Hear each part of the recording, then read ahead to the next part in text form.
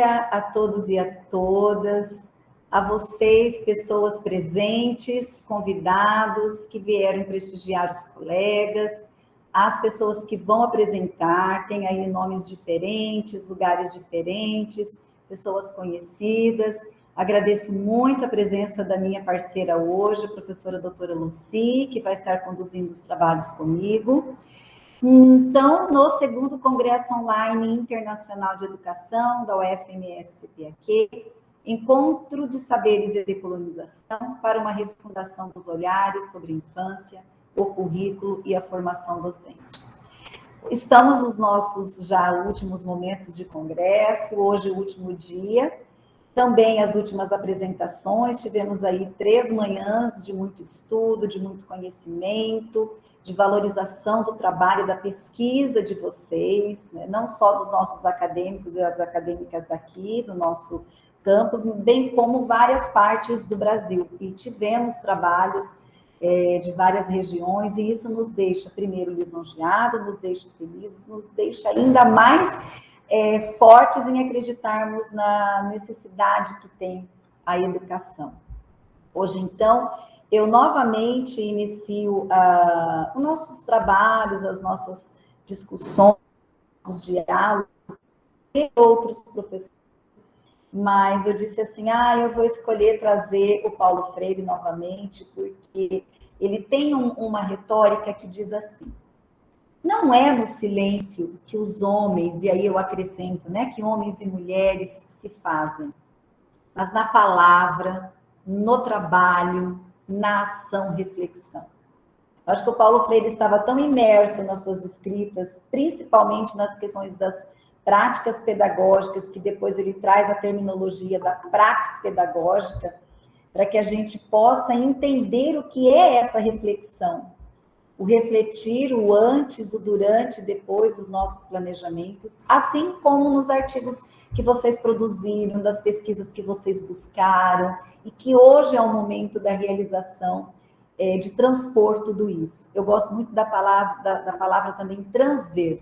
Transver aquilo que foi feito, aquilo que foi pensado e buscado, né? Porque às vezes a gente imagina um tema e no decorrer a gente encontra outras coisas que também nos atraem e a gente muda o percurso e sai da forma como nós imaginávamos, ou ainda melhor, ou temos resultados, né, Lucy, das nossas pesquisas que a gente acredita ter um resultado e a gente vê aí outras possibilidades de outras formas.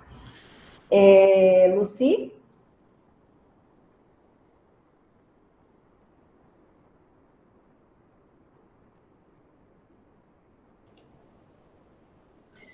Olá, Janaína, bom dia a todos que estão participando, nossos acadêmicos, demais pessoas, familiares, amigos que vieram prestigiar essa nossa manhã de apresentação de trabalhos das pesquisas dos nossos acadêmicos.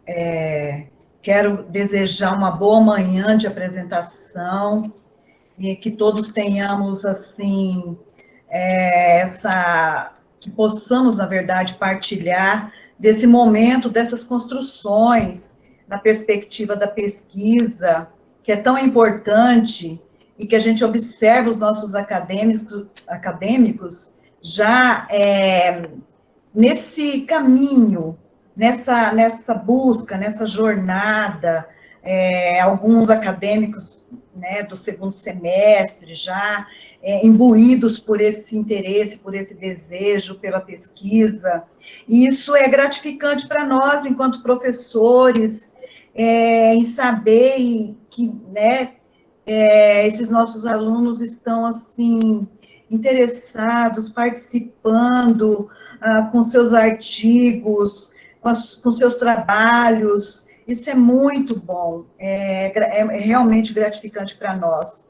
Então, assim, essas palavras que a professora Janaína disse, né, e destaca do Paulo Freire, é interessante. Então, assim, realmente, nós entendemos que não há docência, eu repito e destaco que também complemento essa fala da professora Janaína, que não há docência sem pesquisa.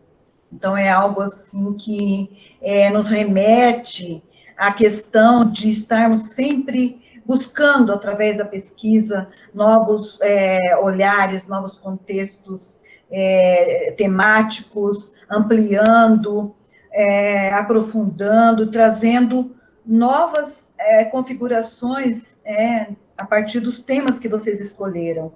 Então, nós estamos aqui, nós também aprendemos, e isso nos enriquece muito, e enquanto curso também é bastante relevante. Então, eu desejo a todos e todas uma boa participação, uma boa apresentação, e que todos nós possamos compartilhar desse momento tão importante para vocês, tá bom? Meu bom dia e estamos... E assim, eu digo assim, sem ficarem nervosos, né? Porque não há necessidade, nós estamos numa sala de estudo, numa manhã que a gente possa conversar, dialogar com temas que eu fiquei assim, na hora de montar a sala, eu disse, vamos colocar aqui e ali para conversarmos sobre esses saberes, sobre esses afazeres na educação infantil, tanto com crianças, quanto com docente. Então, acho que casou aqui, deu um bom namoro as pesquisas e a gente vai ver agora os resultados, tá bom? Então, eu convido a fazer a sua apresentação a Aloíse Correia Zambuja, Francis Marisete Nascimento Santana, com o professor da educação infantil, novos desafios em tempos pandêmicos. Aloíse, você tem 15 minutos e a professora Lucy vai nos ajudar a lembrar o tempo, tá bom? Bom dia a todos, obrigada. Bom, o meu nome é Luíse, o tema da minha pesquisa é o professor da educação infantil, novos desafios em tempos pandêmicos, com a orientadora professora doutora Francis Marisete Nascimento Santana. Bom, eu vou começar falando da minha problematização. Qual foi a minha problematização? Primeiro, a educação e a pandemia. Porque, né, com a pandemia, houve muitos impactos, né, principalmente na educação, né? As aulas foram suspensas, aí o professor teve que começar a trabalhar em casa, os alunos também. E aí surgiu o segundo problema, né? O professor, como o professor ia trabalhar, né? Como que ele ia exercer as práticas dele, como que ele ia fazer esse processo do ensino-aprendizagem dos alunos. E aí ele teve que buscar alternativas, né? Para poder ensinar, né? Aí veio o outro problema, que é a educação infantil. Porque, assim, a educação infantil precisa da interação e das brincadeiras, né? Então, como que o professor ia fazer, né, esse ensino? Como que as crianças que estão em casa, como que elas iam aprender, né? Com a educação infantil, crianças de 0 a 5 anos. E aí veio, né, as ferramentas pedagógicas, né? Como que o professor ia trabalhar essas ferramentas pedagógicas? Então, aí surgiu a pergunta: quais os desafios da referida etapa os professores enfrentaram e quais caminhos percorreram em busca de soluções durante esse momento, né, pandêmico, desse momento novo, que eles tiveram que ser obrigados, né, a ter que trabalhar. A justificativa. Muito se fala sobre as dificuldades enfrentadas pela criança em tempos de pandemia. Mas e o professor? Então, assim, a gente fica muito preocupado, né? Como que as crianças iam fazer ter esse ensino, como elas iam aprender, como que ia ser, né? E aí, assim, a gente vê muito artigos também falando da criança, dos desafios, mas e o professor, né? A gente esquece um pouco também dele, né? Então, assim, nesse contexto, surgiu a ansiedade de conhecer e compreender as práticas pedagógicas adotadas no ensino remoto e as dificuldades enfrentadas pelos professores da educação infantil, etapa primordial no desenvolvimento íntegro infantil. A metodologia, então, eu usei a pesquisa bibliográfica por meio de artigos online, né, artigos atuais, né, por abordagem qualitativa, exploratória, e então, para a coleta de dados, foi usada a aplicação do questionário. O referencial teórico, como se falou muito sobre o ensino remoto, né, que foi o ensino adotado, né, no meio dessa pandemia, né, então, assim, ele tem esse o modelo que tem como intenção promover para os educandos o acesso à aprendizagem mesmo em casa. Então, assim, mesmo de casa, os alunos podem, né, estudar, podem continuar aprendendo e foi uma alternativa que foi encontrada, né, com essa mudança com essa nova, desses novos tempos, né? E aí eu trouxe também um pouco sobre as leis, né? Que a LDB, a Lei de Diretrizes e Bases, no artigo 29, diz que a educação infantil é a primeira etapa da educação básica, tem como finalidade o desenvolvimento integral da criança de até 5 anos. Então, a educação infantil era antes, né, lá atrás, era tida como o cuidado, né? O cuidar. As crianças estavam lá apenas para ser cuidado, não era visto ainda como um ensino, né, para ter a prática pedagógica. E então, aí, a partir da LDB, que é a educação infantil, né, começou a ter a primeira etapa, né, da educação básica. Então, a criança também ela é vista como um sujeito histórico de direitos que nas interações, relações e práticas cotidianas que vivencia, constrói sua identidade pessoal e coletiva, brinca, imagina, fantasia, deseja, aprende, observa, experimenta, narra, questiona e constrói sentido sobre a natureza e a sociedade, produzindo cultura. Então, a criança, né, ela tem por direitos, né, ela tem direitos e ela precisa dessas interações, precisa brincar, precisa a brincadeira é essencial na vida das crianças. E aí vem sobre a atuação do professor, né? Sobre a prática pedagógica do professor.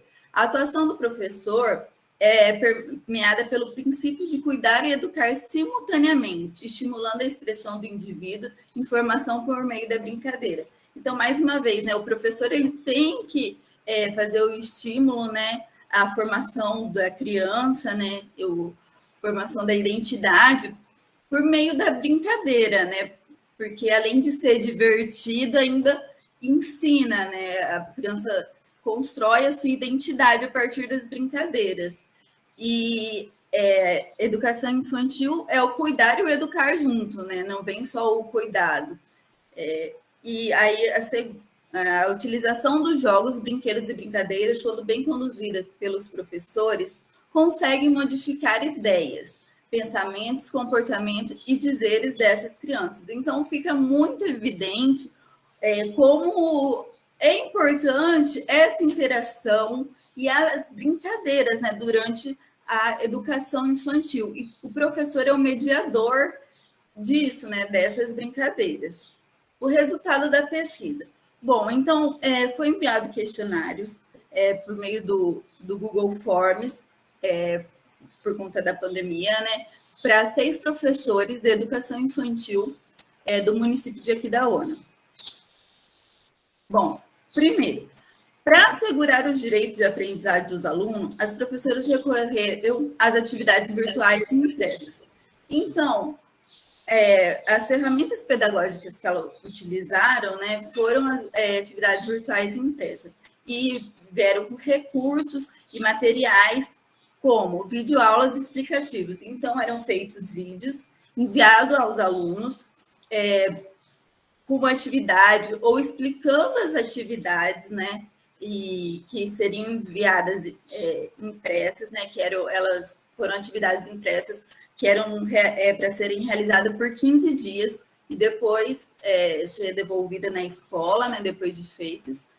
E esses videoaulas explicavam, às vezes continham também atividades, né?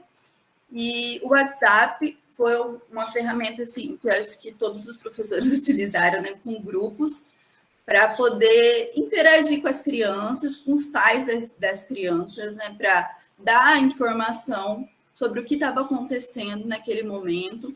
E foi uma maneira que os professores acharam para ter o vínculo com os alunos e pais. Os jogos interativos e dinâmicos. Então, como, né, a brincadeira é essencial na educação infantil, na vida da criança, não podia faltar, né? Os jogos, então, foram enviados para casa, né, com as atividades impressas, quebra-cabeças, todos os jogos que puderam realizar. E por meio dos vídeos também, elas conseguiram realizar brincadeiras, né, ensinar, né, ali como a forma de brincar, né, como eles tinham que fazer em casa, e também a contação de história por meio dos vídeos, ou também foi enviado pelas atividades impressas para as famílias, né, lerem. E as músicas também foram recursos. E também foram enviados materiais, né? As escolas enviaram materiais, como folha sulfite, lápis de cor, conforme a atividade que as professoras mandavam, esses jogos, eram encaminhados também os materiais. Evolutiva das atividades. Então, as atividades impressas tiveram melhor retorno do que as atividades online. A colaboração da família no processo de execução das atividades. As professoras, nos resultados, disseram que a maior parte colaborou, porém, 2 professoras contam que alguns alunos não realizaram atividade por conta da falta de preparo da família. As dificuldades relatadas pelas professoras foram, né, esse reinventar, né, como fazer diferente, como fazer a prática pedagógica funcionar, né, levando em conta esse distanciamento e o uso de ferramentas tecnológicas também. Algumas professoras tiveram dificuldades com o uso dos meios digitais, né, com as plataformas digitais. E outra dificuldade na prática foi a preocupação também com essa nova realidade, né? O professor ficava preocupado, a falta de rotina, porque o professor não trabalhou só um período, ele trabalhou o tempo inteiro, era de noite, era de mãe, pai perguntando, né, como faz atividade, sempre ali, né, por meio do WhatsApp.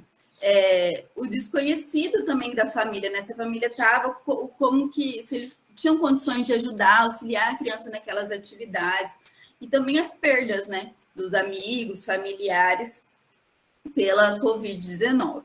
Então, as considerações finais, né? Então, o professor precisou se reinventar, né, nessa nova realidade, o que levou a novos desafios. E também nunca foi tão importante a valorização do professor, em especial da educação infantil. Por quê? O professor da educação infantil é visto como um cuidador até hoje, né?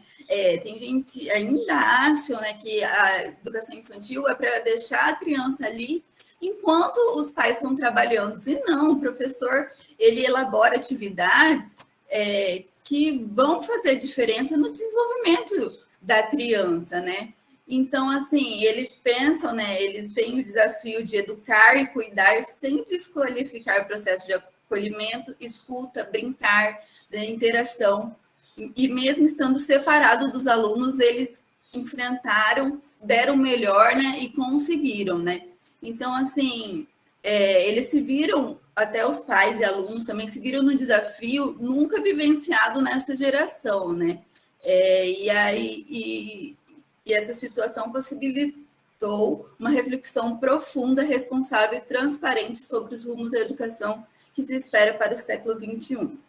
Algumas referências, e é isso. Muito obrigada. sequência, vamos chamar Jaqueline Aparecida da Silva Rodrigues e Ione da Silva Cunha Nogueira, nos apresentando a pesquisa Educação Infantil e Currículo no Brasil, entre documentos e práticas. Vocês têm 15 minutos. Obrigada, bom dia. Eu vou compartilhar a minha tela. A todos, é um prazer estar aqui com todos vocês. Meu nome é Jaqueline, eu sou da Universidade Federal de Mato Grosso do Sul, do CPTL, Três Lagoas, aqui de Mato Grosso do Sul. O meu trabalho, o título dele é Educação Infantil e Currículo no Brasil, entre documentos e práticas, e ele foi elaborado juntamente com a professora doutora Ione Nogueira, minha orientadora. O trabalho foi desenvolvido por uma análise do PIVIC, que é o Programa, né, de Iniciação Voluntária à Iniciação Científica. A base do nosso trabalho foi analisar os documentos que regem a organização, a educação infantil, e para isso, né, nós nos baseamos através de bibliografias que nos trouxeram alguns conceitos, então eu vou destacá-los agora durante a apresentação. Então, a educação infantil, essa definição curricular que nós temos, né, da educação infantil no Brasil, ela é regida ali pelas diretrizes curriculares nacionais, né, e pela Base Nacional Comum Curricular, que apresentam essas propostas para todos os níveis de ensino, inclusive para a educação infantil. Então, nosso trabalho é um relato dessa pesquisa, né, que teve como objetivo analisar esses aspectos, e nós nos baseamos principalmente aqui pelo município de Três Lagoas e como se organiza, como o professor se apropria também desses documentos e como isso reflete em suas práticas. A metodologia utilizada em nosso trabalho foi a pesquisa bibliográfica e documental, e buscamos, a partir da leitura, da análise da legislação dos documentos, como que os autores, né, compreender como que os autores discutiam esse assunto e procuramos compreender esse embasamento conceitual, né, que está presente ali na proposta curricular dessa educação infantil. Pascoal e Machado afirma que, na realidade, somente com a Constituição Federal, a criança de 0 a 6 anos foi concebida como um sujeito de direitos.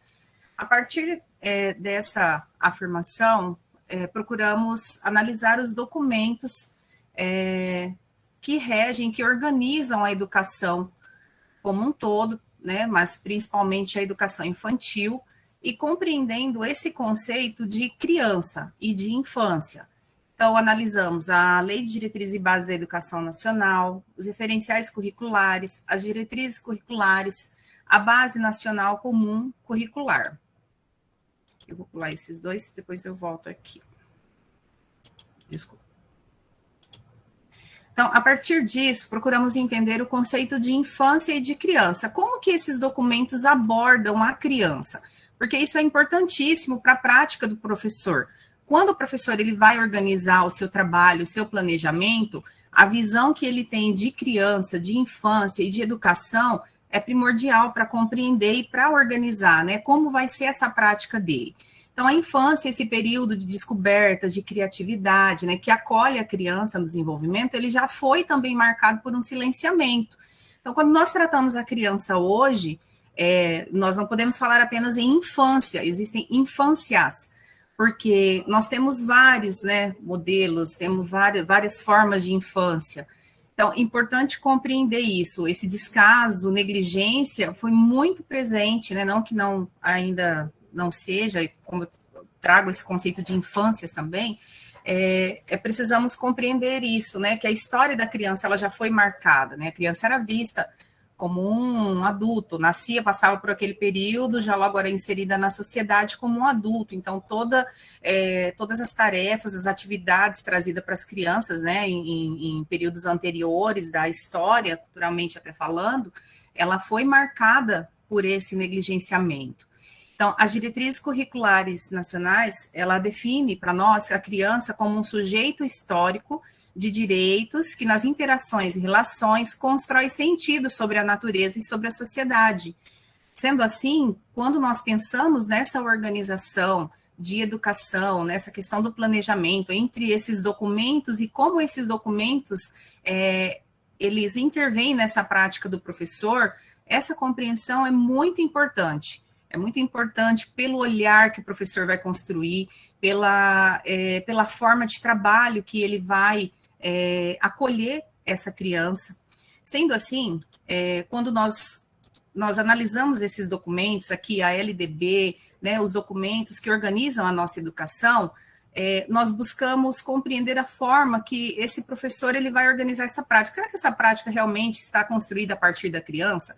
Ou será que ela está muito pautada na questão dos documentos, se tornando algo mais mecânico?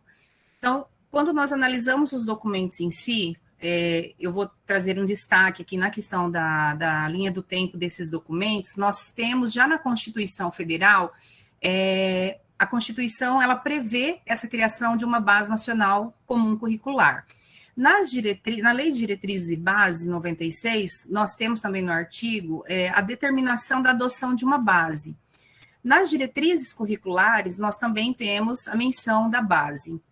Então, nós vamos começar a discutir no Plano Nacional de Educação a definição dessa base também como uma forma de alcançar, né, as metas colocadas no Plano Nacional de Educação. Então, começa essa discussão para a criação de uma base nacional comum curricular. Então, aqui nós começam as consultas e vai começando a organização de uma base nacional comum curricular. Até, né, o presente momento em que nós temos já a própria base construída, colocando também a responsabilidade nos estados, né, para que eles elaborem documentos a partir dessa base, de forma que orientem também esses professores aqui em suas práticas. Então, eu trouxe um destaque da base, né, onde mostra como o professor organiza o seu planejamento. Então, ali em toda a menção da base, nós temos alguns eixos. Nós temos a questão da faixa etária, então temos bebês, crianças pequenas. Nós temos essa numeração começando aqui, por exemplo, o E e o I, que significa educação infantil. Então, quando o professor organiza, ele busca lá nessa base nacional comum curricular, né, o campo que ele vai trabalhar com essa criança. Então, ele pode trabalhar o eu, o outro e o nós, por exemplo. Mas em que faixa etária ele está trabalhando? Aqui, por exemplo, ele menciona 0,2, crianças bem pequenas, que é de 1 ano e 7 meses a 3 anos e 11 meses.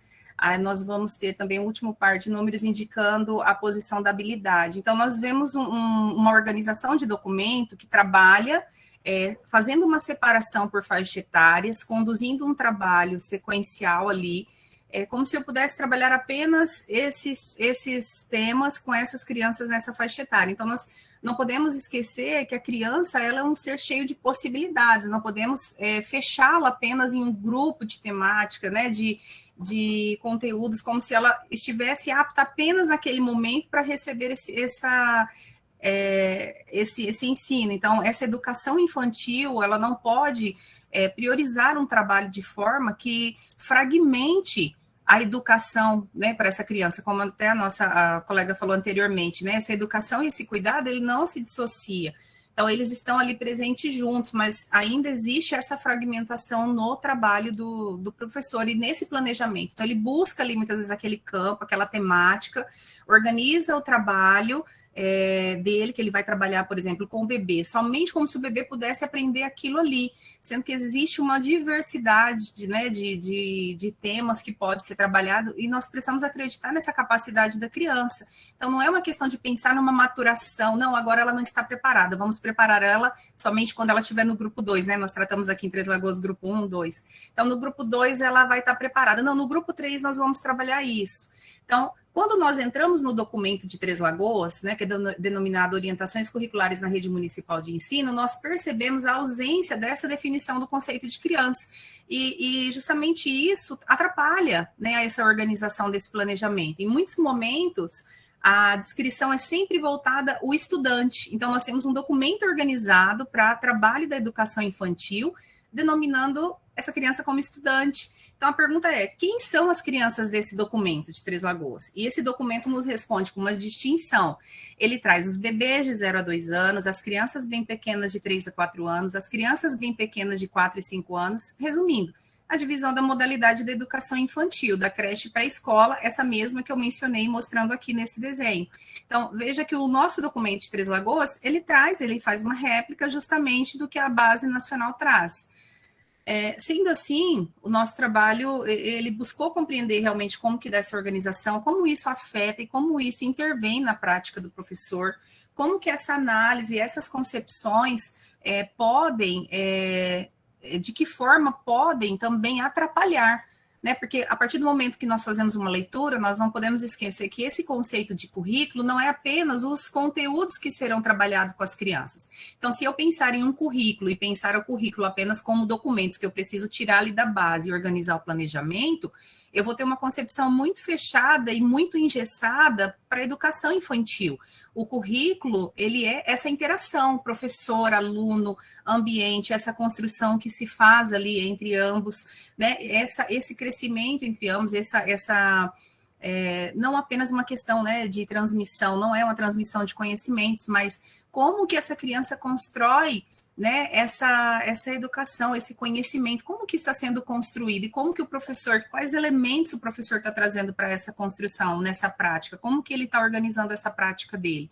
Então, essa consciência também do que é o currículo é muito importante, porque nós não podemos pensar apenas na criança, né, do futuro. Eu pego a base, não que eu não estou criticando a base como algo ruim, é muito bom, nós temos ali na organização dos documentos que regem a educação, já a previsão dessa base, que isso era para ser construída, mas o professor ele não pode apenas se pautar neste documento. Então, nós temos que ver a criança, a sua história, a criança chega com uma história, a criança não é um papel em branco, a criança não é um ser angelical, e não podemos romantizar a educação apenas como um ponto de pensar assim, não, eu vou ser professor porque eu amo crianças.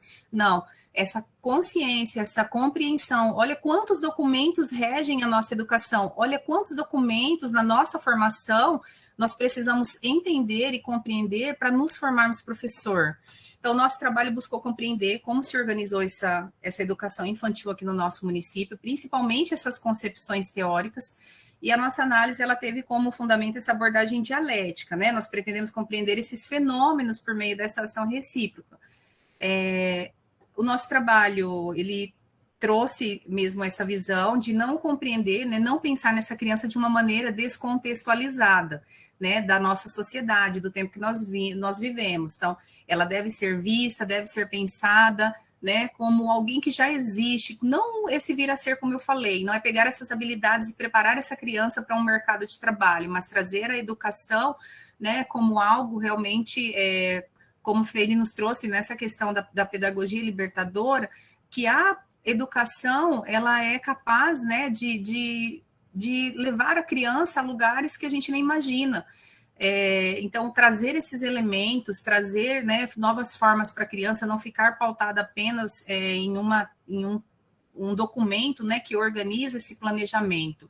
Então, essa reflexão sobre os documentos devem ser pautadas ali nas formações continuadas, nesse trabalho pedagógico, na nossa formação, né, enquanto professores, o que a universidade traz para nós, né, de forma que esses professores consigam também se apropriar desses documentos, e isso ajude e oriente eles em um trabalho que traga sentido também para o professor, porque nós tratamos muito dessa questão, né, de compreender a criança, que o professor precisa observar a criança, entender a sua realidade, mas também não podemos nos esquecer do professor, porque o professor também, a partir do momento que ele faz a leitura desses documentos e que ele aprende, que ele está se apropriando, esse professor também ele vem carregado com uma história, então ele também teve uma formação, ele também tem a sua história. Temos documentos que são leis, que são determinações, então não existe mais um sim ou não, né, se a pessoa quer aceitar ou não, porque muitos documentos são leis, mas precisamos compreender que esse professor que está se formando, ou talvez nessas formações continuadas, está carregado com uma história, e a partir do momento dessas leituras, ele vai também ele vai construir o seu conhecimento também a partir do que ele conhece, não é algo neutro. Então, de forma que a gente consiga organizar a nossa compreensão, nós teremos um trabalho, um planejamento mais adequado, respeitando a criança, né, respeitando também o professor e preparando os professores, né, para atuarem com essas crianças, né, que consigam organizar um trabalho, oferecer, né, uma educação para essas crianças que tragam sentido também para elas. Aqui eu trago algumas referências e gostaria de agradecer a participação. Não sei se eu falei muito rápido, se tiver alguma dúvida, estou à disposição. Muito obrigada. Jaqueline, parabéns, lá do campus de Três Lagoas. Leve um abraço nosso também para lá, na sua professora. Parabéns a você e a sua orientadora, né, professora? Continuidade. Chamando então agora Rosimaire de Azevedo Castro, Crisna de Lima Tenório e Janaína Nogueira Maia Carvalho, para ouvirmos a abordagem da sociologia da infância, possibilidades de novas concepções de crianças e infâncias de docentes da educação infantil aqui da UANA, Mato Grosso do Sul. Bom dia, olá a todos. Só um momentinho que eu vou colocar para apresentar, tá bom? Bom dia, né, novamente a todos e a todas. Eu sou a Rosimaire de Azevedo Castro, sou do curso de Pedagogia da UFMS aqui da UANA, juntamente com a Crisna Lima Tenório, e somos coordenadas pela professora e doutora Janaína Nogueira Maia de Carvalho. E hoje, então, viemos trazer o nosso projeto de pesquisa, a abordagem da sociologia da infância, possibilidades de novas concepções de crianças e infâncias de docentes da educação infantil de aqui da UANA-MS. Bom, trazendo então um pouco da sociologia da infância, né, que de acordo com os autores, a sociologia da infância coloca a infância como campo de aplicação da sociologia, com trabalho teórico, voltado aos estudos culturais da infância. E coloca a criança, né, como ponto de partida, considerando que ela tem o poder de decisão nos espaços individuais e coletivos. Reconhece a sua capacidade de influenciar e ser influenciada nos processos de tradição da família, da instituição escolar, nas suas ações entre seus pares, ou seja, com outras crianças, em práticas sociais, culturais, linguísticas, de crenças, brincadeiras, jogos e na relação com os adultos.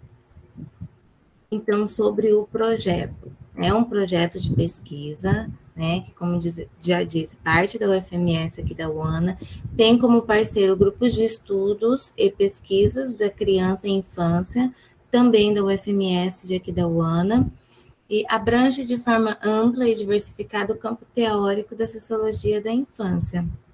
E a maior parte da pesquisa é desenvolvida por meio de estudo dirigido, levantamento bibliográfico e diálogos que possibilitam novas concepções em relação aos estudos proporcionados pela sociologia da infância, onde os encontros, né, os diálogos são quinzenais pela plataforma do Google Meet e vinculado ao YouTube. E o projeto tem como objetivo possibilitar a compreensão da infância como categoria geracional, socialmente construída, e as crianças como atores sociais aos profissionais da rede pública municipal da modalidade de ensino da educação infantil. E fomenta a ampliação da inovação na área da sociologia da infância, em volta de novas produções entre acadêmicos de pedagogia e profissionais da educação infantil, também na rede municipal de aqui da UANA.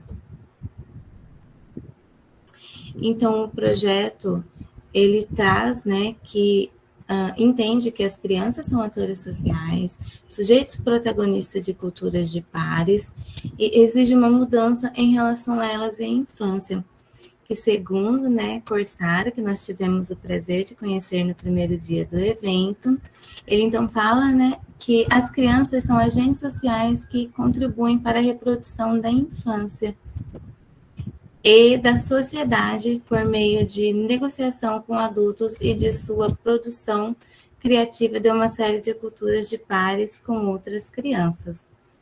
E desde já, então, aqui eu encerro a minha fala, né, e passo para a minha colega Crisna, e já agradeço pela atenção. Muito obrigada. Pessoal, começo pedindo perdão pelo meu áudio, porque começaram a cortar a árvore aqui em frente. Aí vocês me digam se conseguem me ouvir, se está tudo bem. Consegue me ouvir, Rose? Tá tudo bem, Crisna. Tá ok. Tá limpo o áudio. Só corrigindo uma coisa, a minha colega, ela se confundiu. Não foi por Saro, foi o professor Sarmento, tá, pessoal? Que esteve conosco do primeiro dia e está no YouTube para assistirem, quem quiser. Mas, enfim, voltando. Aqui em tela, nós temos os comentários dos professores que estiveram conosco durante todo esse projeto. O projeto faz parte do PIBIC e, como a minha colega disse, está vinculado com 180 professores participaram.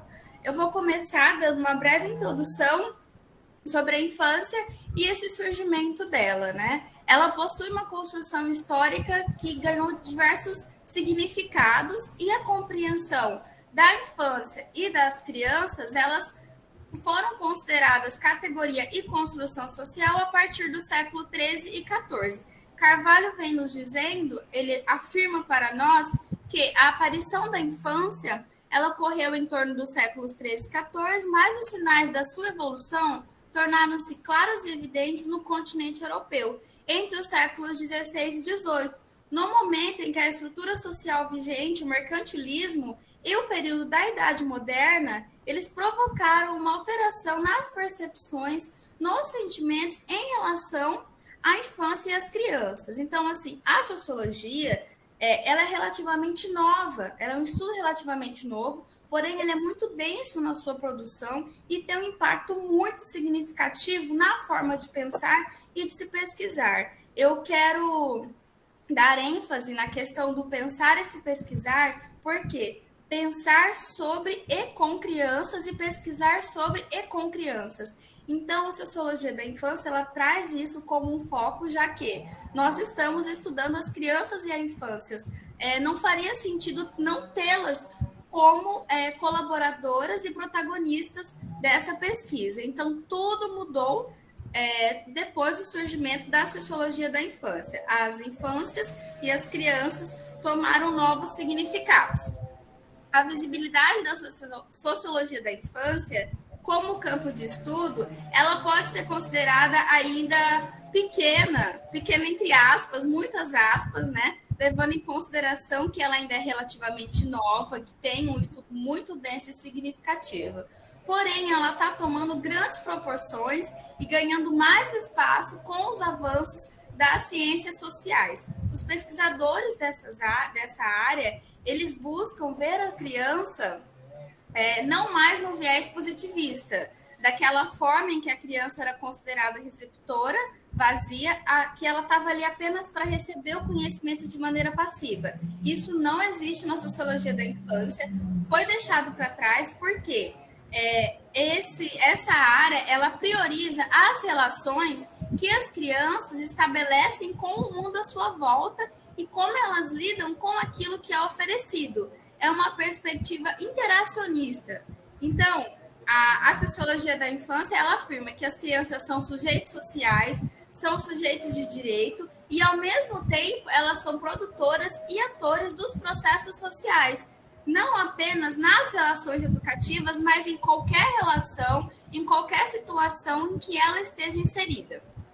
Como a minha colega disse, o projeto ele contou com a participação de 180 professores da educação infantil das redes públicas de ensino daqui da UNMS, professores e professoras de diversas áreas. Tínhamos professores da pedagogia, professores da matemática, professores que estavam iniciando a sua experiência na área, outros que já possuíam uma carreira maior na área. Então, haviam diversos profissionais e todos eles estavam com o foco de aprender mais sobre a infância e as crianças e deixar de lado alguns preconceitos e questões que estão enraizadas na sociedade. O nosso projeto ele teve início através da plataforma do Google Meet. Porém, alguns professores eles residem nas aldeias e distritos. Então, existia uma dificuldade na parte da conexão. Eles não estavam conseguindo participar ao vivo, de maneira mais interativa conosco. Então, houve a vinculação com a plataforma do YouTube, onde os encontros ocorriam simultaneamente em ambas as plataformas.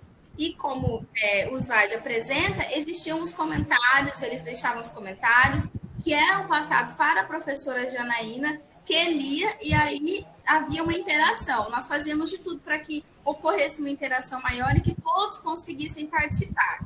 Durante o processo, né, dos encontros, a partir da vinculação com o YouTube, percebemos que após o encontro ao vivo, presencial ali pelas plataformas, eles voltavam para reassistir os encontros e deixavam comentários e estavam ali em constante processo de aprendizagem, reassistindo esses encontros. Os nossos estudos aconteceram quinzenalmente e durante o projeto nós recebemos diferentes professores das áreas, de áreas diferentes, porém todos relacionados à sociologia da infância. Tivemos a professora pedagoga, professora doutora Regina Aparecida, que trouxe a cultura escrita e seus despropósitos na educação da infância, a professora de educação infantil, professora mestra Cláudia Diniz, que trouxe o seu conhecimento sobre a interdisciplinaridade entre tempo e espaço do movimento na educação infantil. Tivemos a professora Rita trazendo para nós o conhecimento dela em relação a TDAH, que é o transtorno de déficit de atenção, que ela possui, e nos contou um pouco mais sobre como foi a história dela e como é a relação dela com os alunos e enquanto professora. Tivemos o professor biólogo Paulo Robson, que criou diversos materiais com o MEC, que esses materiais eles são desenvolvidos para os professores trabalharem com os alunos. Moramos em uma região aqui do Pantanal, então esses materiais eles possuem animais do Pantanal. Um deles se chama Bacia do Apa, que está também no Google, caso vocês queiram pesquisar, o trabalho dele está online. Também nos apresentou sobre cordel, sobre poemas, citou ferramentas tecnológicas. Tivemos a professora doutora Lucy, que está conosco hoje aqui na sala, que nos trouxe mais conhecimento sobre a questão da arte, uma visão diferente sobre os desenhos, as mandalas, as garatujas, e o quão importante é a arte e a ludicidade para a criança e a infância. Então, assim, o projeto ele foi pensado com muito cuidado e sensibilidade, né? Trazendo convidados de diversas áreas, mostrando para os educadores que é possível trabalhar as disciplinas de maneira a desenvolver as habilidades cognitivas e motoras, respeitando as crianças e suas infâncias. Então, como assim, para finalizar, eu trago uma frase que faz muito sentido para nós, enquanto futura professora, pois ainda não me formei, e para quem já está atuando na área, que é Moreira, que diz o seguinte: que recuperar o ser poético, que é a criança, só é possível quando os professores se perceberem como pessoas capazes de viver o estranhamento, que é o ser da poesia, quando o professor descobre nele mesmo o prazer da criação.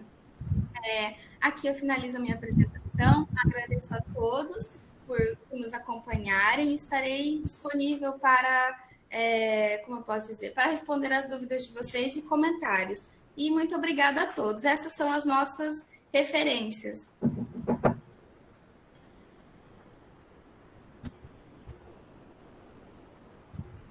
Muito obrigada também. Já peço perdão.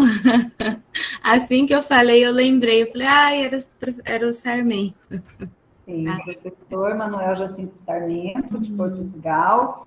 Professor Corsaro, que é o que a gente estuda também, das questões da cultura de pares e da reprodução interpretativa. Ele é um estadunidense, né, lá nos Estados Unidos. Mas, enfim, parabéns, meninas. Eu sou suspeita a trazer alguma fala, mas realmente foi um projeto intenso. Estamos juntos aos professores da educação infantil desde maio, fazendo toda uma referência à sociologia da infância com eles.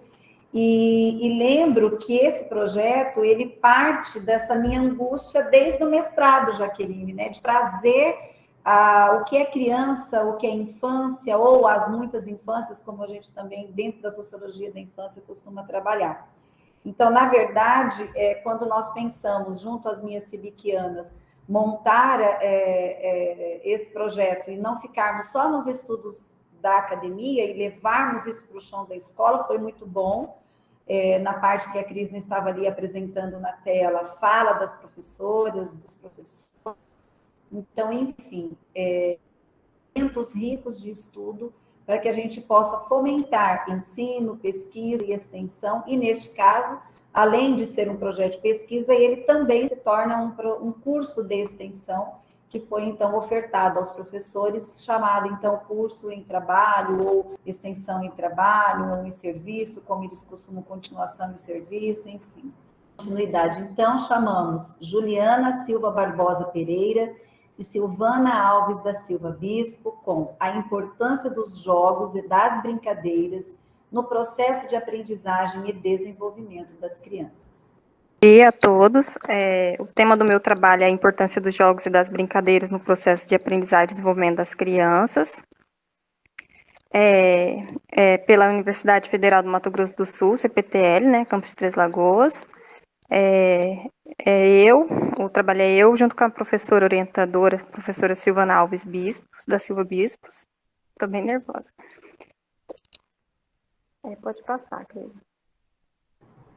Mas fica tranquila, o meu trabalho... respira, tá? Não precisa ficar nervosa. O meu trabalho... um diálogo. Tá bom.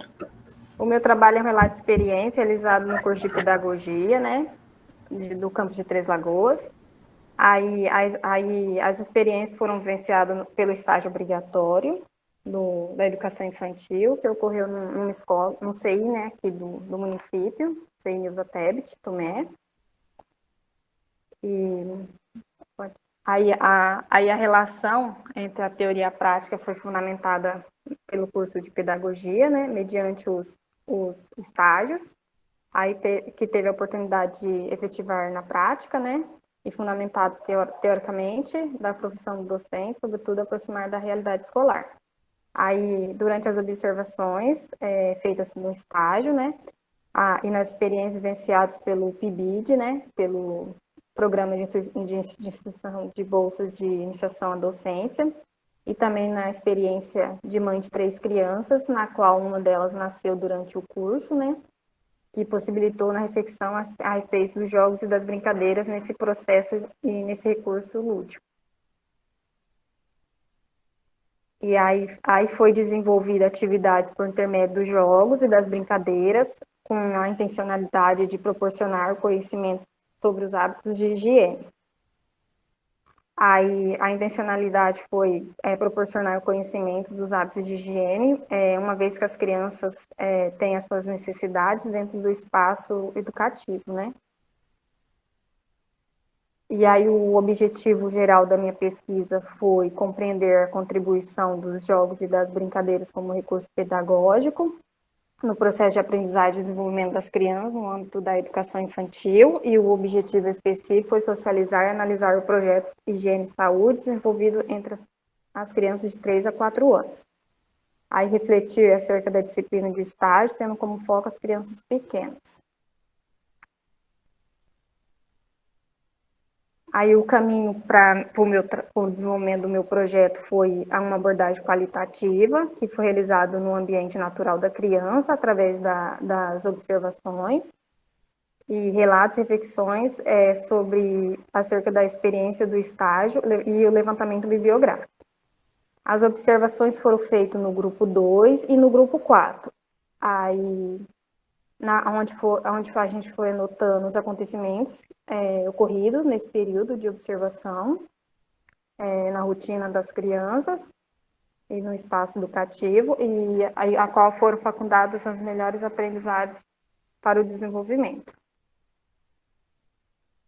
Aí os jogos e as brincadeiras são um instrumento pedagógico muito importante e determinante para o desenvolvimento da criança, e não deve ser considerado como uma simples atividade de distração.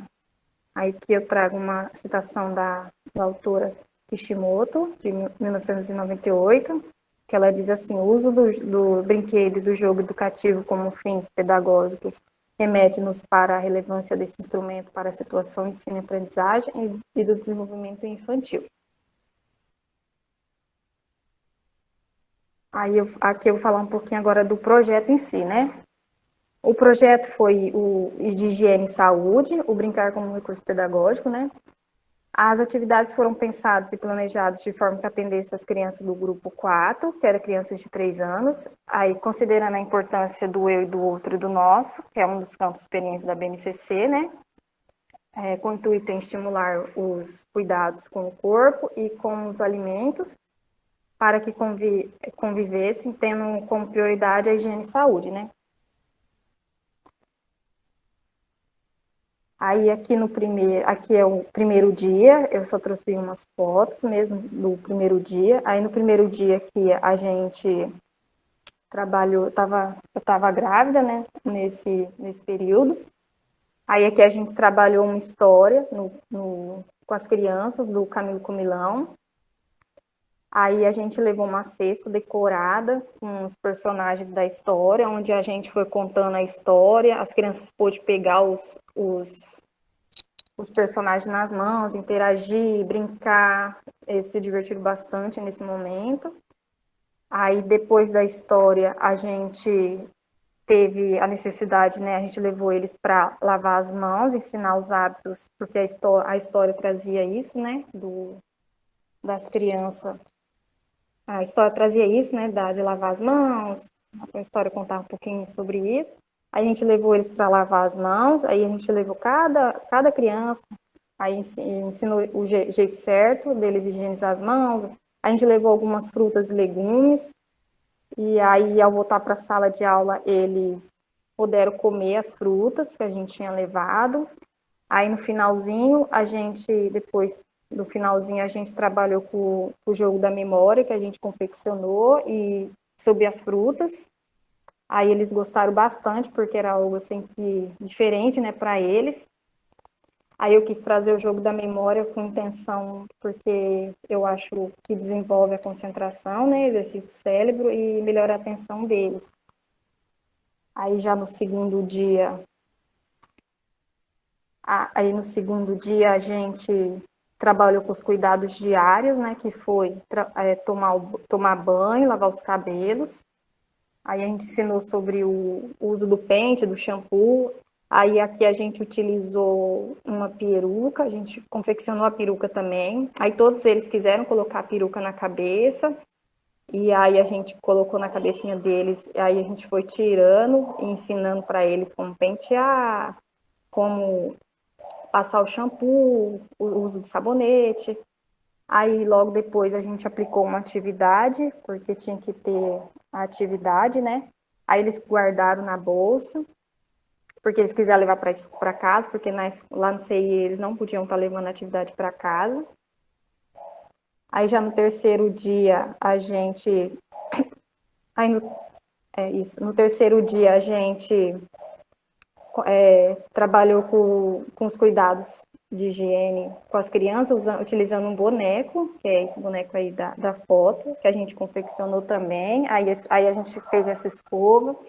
Aí esse boneco, ele tinha piolho, tinha cárie. Aí a gente ensinou a importância de escovar os dentes, de lavar o cabelo. Aí a gente trabalhou com eles na roda de conversa.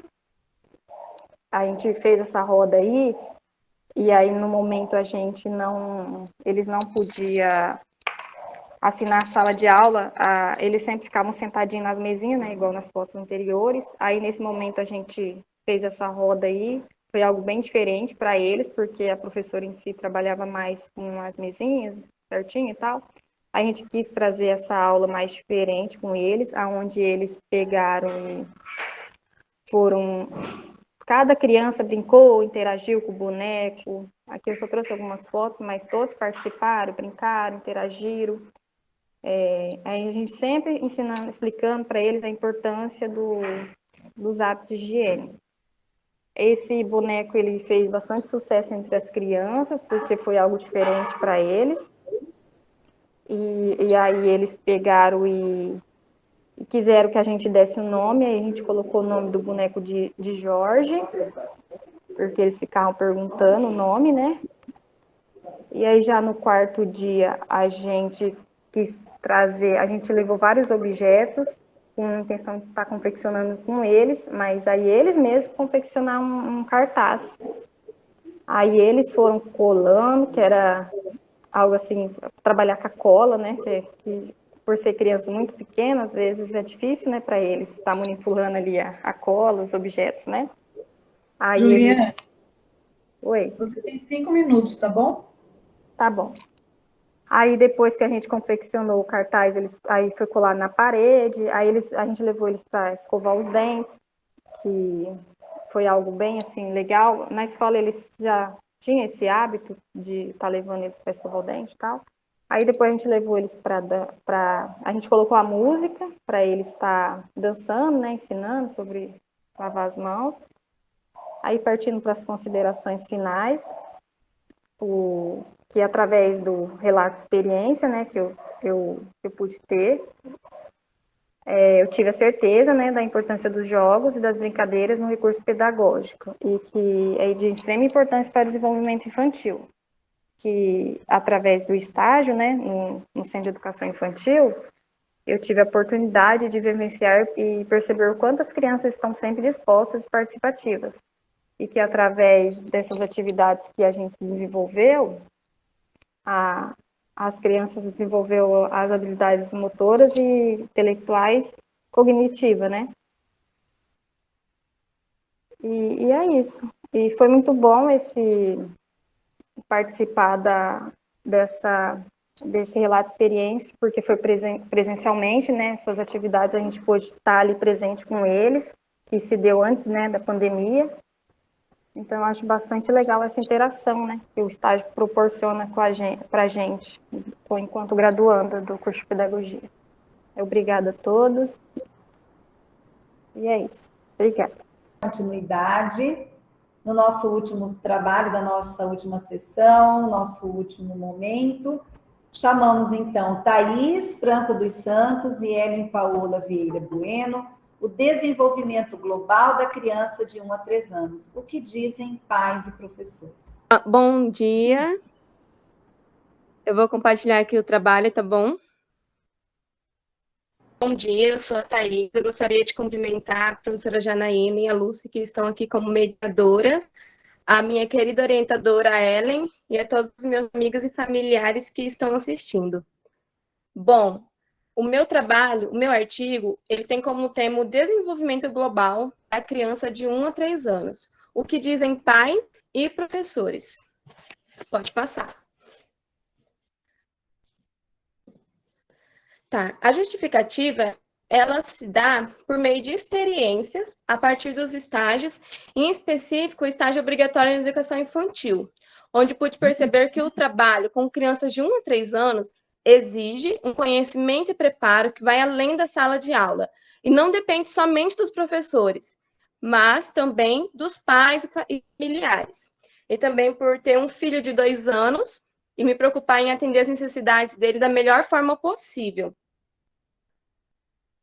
O objetivo é entender o que é desenvolvimento infantil e seus aspectos, bem como as características que englobam esses processos, e mais atentamente das crianças de 1 a 3 anos. Os questionamentos que eu quero levantar e responder através do artigo seria: os pais e responsáveis, professores, que fazem parte da convivência da criança de 1 a 3 anos, sabem o que é desenvolvimento? Consideram importante essa faixa etária? O que fazem para contribuir, desenvolver, aprimorar e estimular esses processos?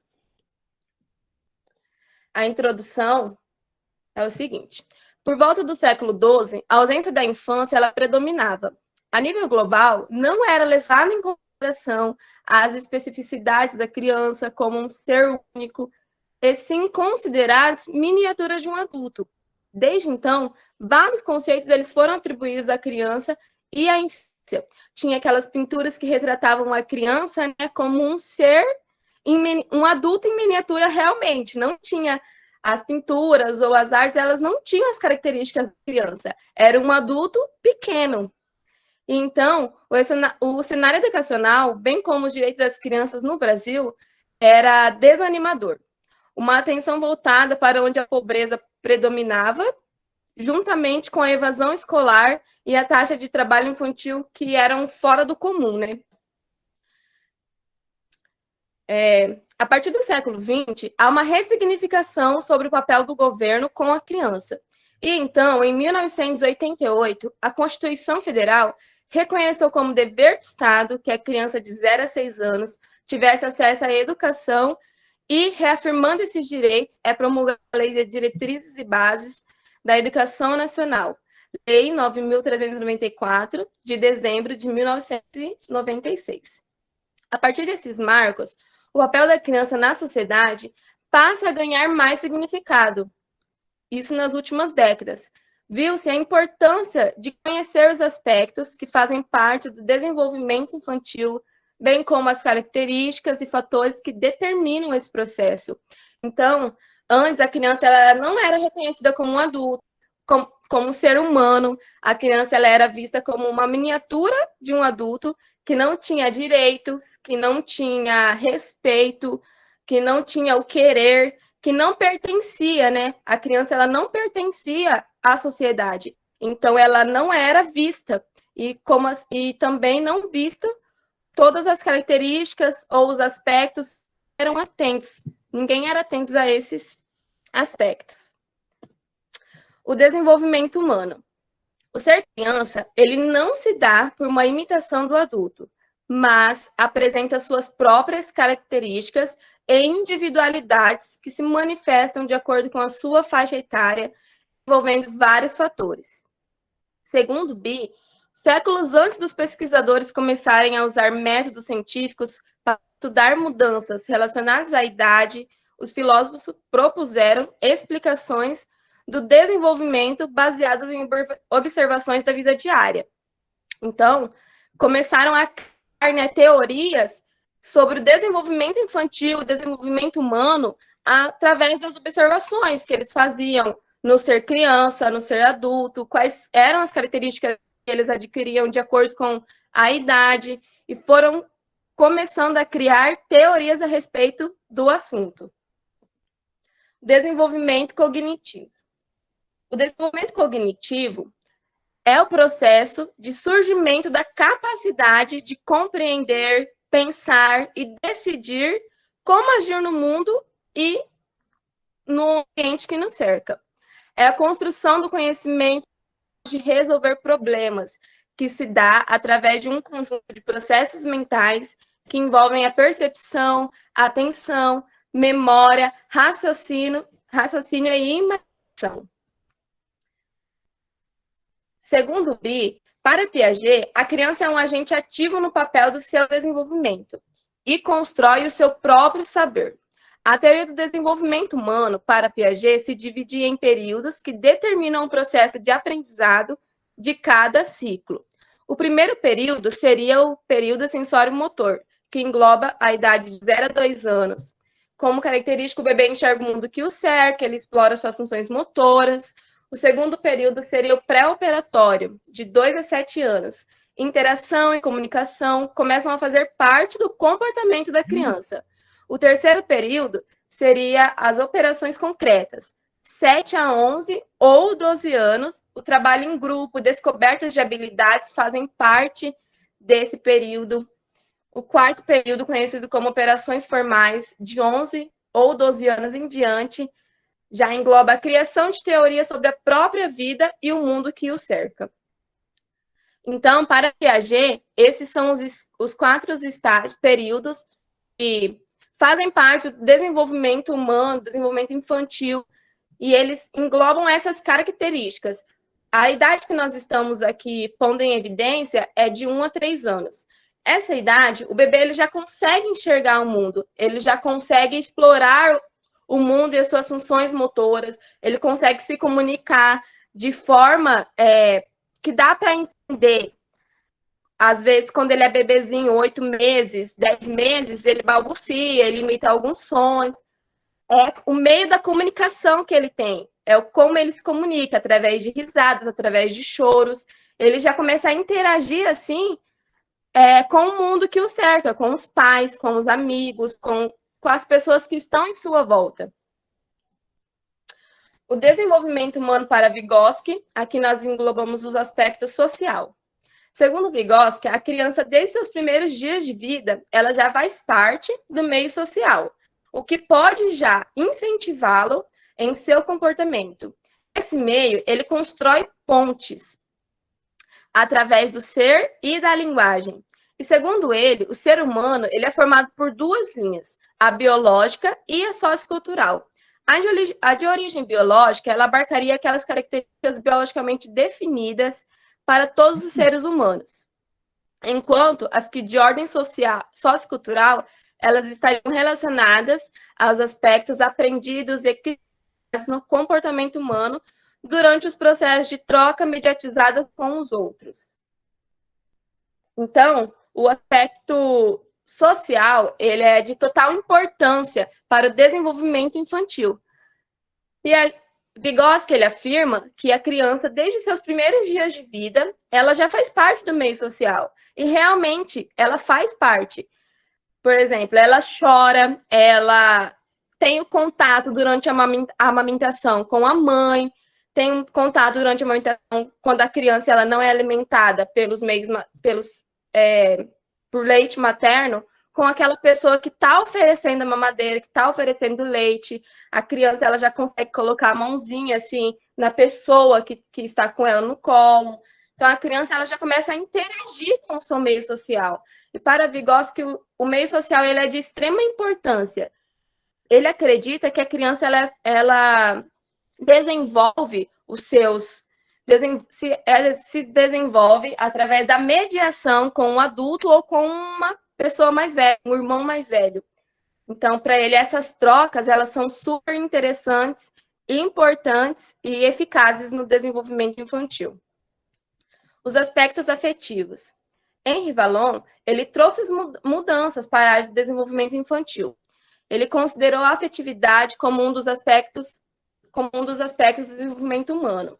A afeição familiar, a alegria, medo, emoções, fome, todos esses sentimentos fazem parte do desenvolvimento humano. Então, quando nós falamos de afetividade, já vem a memória, alegria, né, emoção, carinho, mas a afetividade, ela é todos os sentimentos e emoções que fazem parte do ser.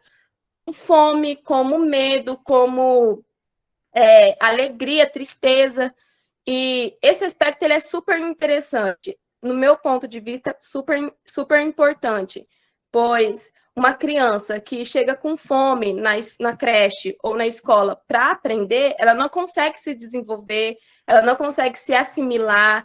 Uma criança que tem medo, o processo de desenvolvimento dela já fica um pouco mais comprometido. Então, a afetividade, e Vallon, ele trouxe a afetividade como um aspecto para se atentarmos, como profissionais, a essa área, para entender a criança, entender o ser que nós estamos mediando para o conhecimento. Os procedimentos metodológicos. O presente estudo, ele tem como procedimento o método qualitativo de pesquisa de campo. A pesquisa de campo ela tem como objetivo observar os materiais coletados para chegarmos a uma conclusão. A nossa pesquisa faz parte dela 8 pessoas, 4 pais responsáveis por crianças de 1 a 3 anos e 4 pedagogos que atuam na educação infantil, especialmente os que agregam na área da primeira infância.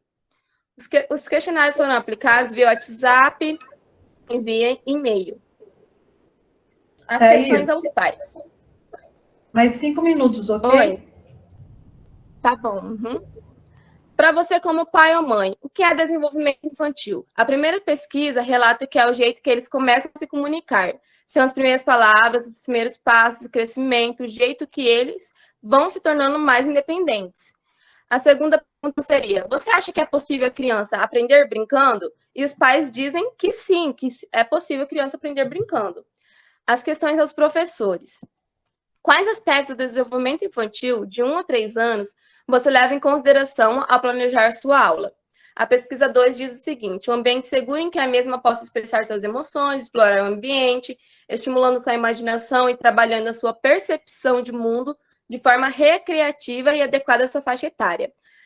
A segunda seria, você acredita que é possível trabalhar em parceria com os pais? E a pesquisa 4 diz que não, pois são poucos os pais que se interessam em participar do desenvolvimento do seu filho no CIMEI. A maioria dos pais geralmente tem um olhar de que os professores nessa faixa etária são babás, como aquela creche assistencialista. As considerações finais. O desenvolvimento infantil, ele acontece nos aspectos cognitivos, afetivos e sociais. É de notória importância o quanto esses aspectos são importantes e merecem ser compreendidos. Através desse conhecimento, todos que têm convívio com a criança nessa idade pode promover ações, ambientes que agregam nesse processo. Então, a participação dos pais, familiares, aqueles que fazem parte do meio da criança, é essencial. E entender quais são as características, entender quais são os aspectos, isso também é essencial. Então, a nossa pesquisa ela tem o objetivo de entender o que os pais e professores, eles entendem por desenvolvimento, porque a colaboração para a educação dessas crianças, ela ocorre de melhor forma quando nós sabemos o que os pais entendem. E como profissionais, nós precisamos se atentar a isso para que nós possamos agir de melhor forma como pedagogos. Um olhar sobre o desenvolvimento infantil requer não somente apresentar os aspectos que incorporam esse processo, mas compreender que a criança merece a atenção necessária para todos os aspectos e, principalmente, quando se trata da educação, garantir todos os direitos que lhe cabem, como brincar, expressar, pertencer e interagir. E é isso, gente. Muito obrigada. Ana Maria Lacerda Cândido, com Silvana Alves da Silva Bispo, explorando e vivenciando as sensações, um relato de experiência no berçário. Eu vou fazer minha apresentação, mas antes eu gostaria de pedir desculpa porque eu não vou conseguir ligar a câmera hoje, tá bom?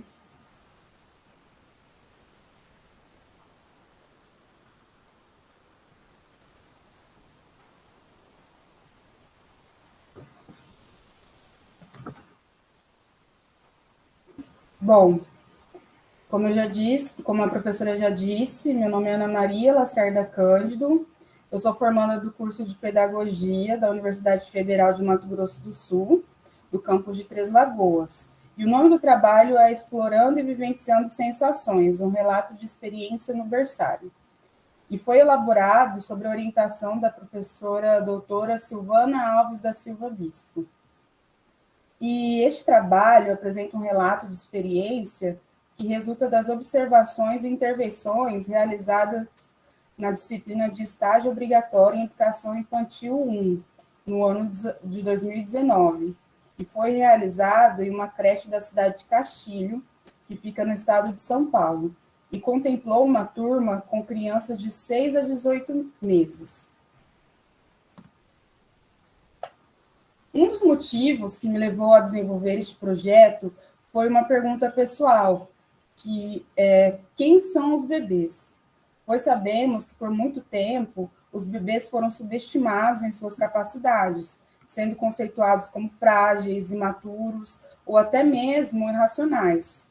Porém, com vários estudos na área, as coisas estão mudando aos poucos. Um dos objetivos deste trabalho é apresentar situações em que as crianças percebam que suas ações têm efeitos nas outras crianças e nos adultos, e que há percepções das possibilidades e os limites de seu corpo nas brincadeiras e interações sociais das quais participam e são ativos.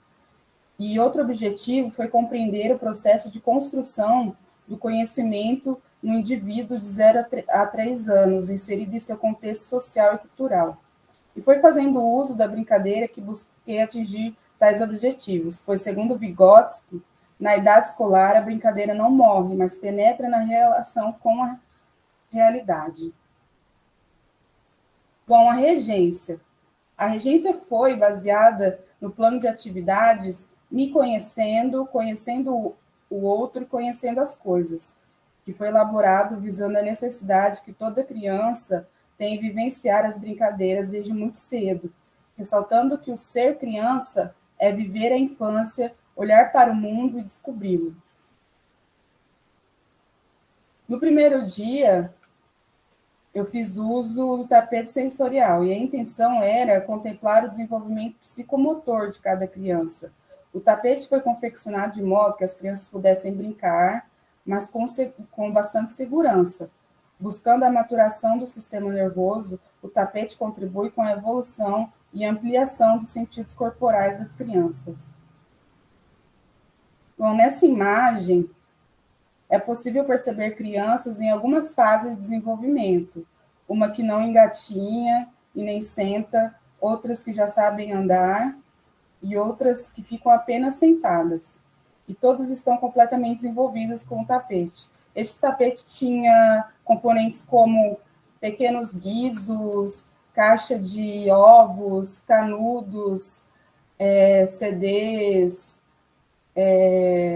algodão, pompons, tudo bem colado, tudo bem protegido.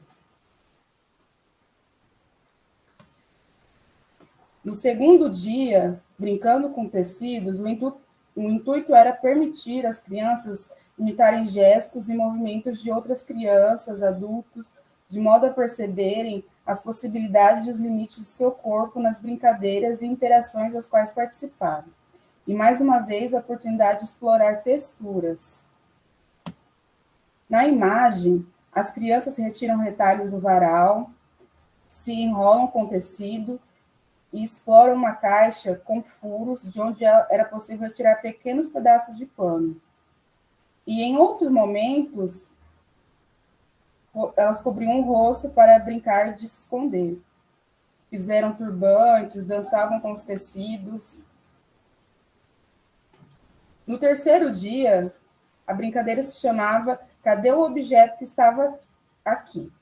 Neste dia, fiz o uso da gelatina, em que os bebês utilizavam os movimentos de preensão, encaixe e lançamento, ampliando suas possibilidades de manuseios de diferentes materiais e objetos.